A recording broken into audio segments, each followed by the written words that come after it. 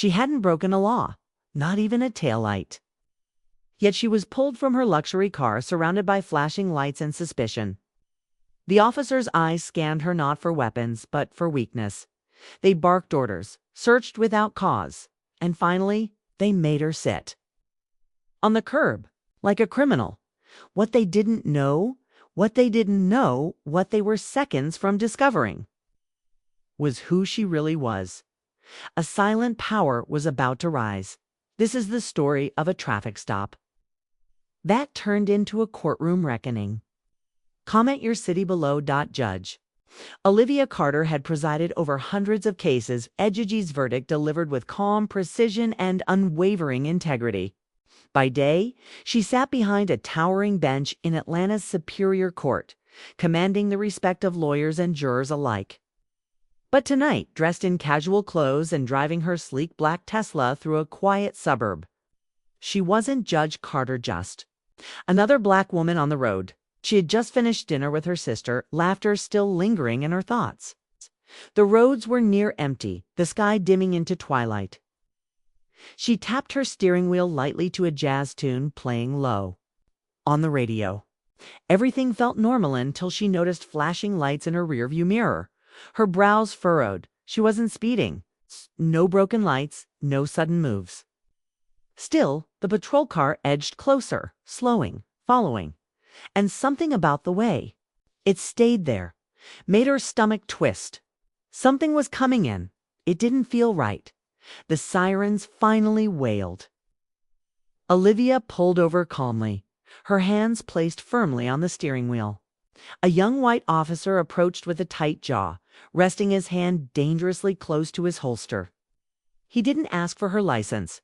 Instead, he barked, "Whose car is this?" Her heart skipped. She answered firmly, "Mine." About his eyes narrowed with suspicion. He demanded she step out. She complied carefully. The street was quiet, but humiliation buzzed in the air. The officer circled her Tesla like a predator, as if waiting for it to bite.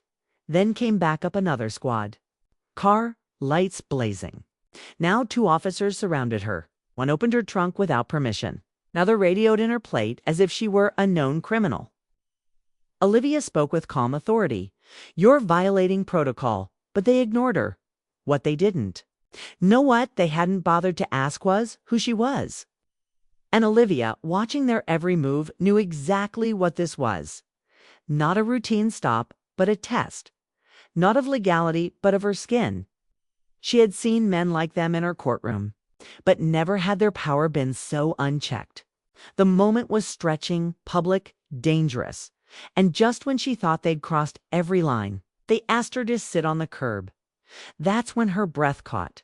Because now, this wasn't just wrong, it was degrading. As she sat on the curb, knees pressed together, street gravel biting into her legs, Olivia glanced up to see a neighbor filming.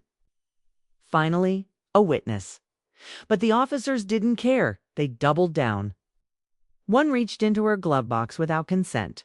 The other still had his hand near his weapon. Then came the call on their radio. Judge Carter confirmed. Superior Court, stand down. Silence. Everything changed in an instant. The officers froze. One stuttered. The other turned pale. Olivia rose slowly, brushing off dust not just from her clothes, but from their judgment.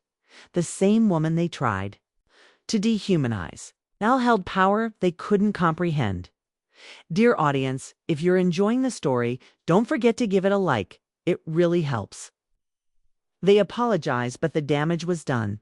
Olivia didn't yell, didn't rage. She simply looked them in the eye.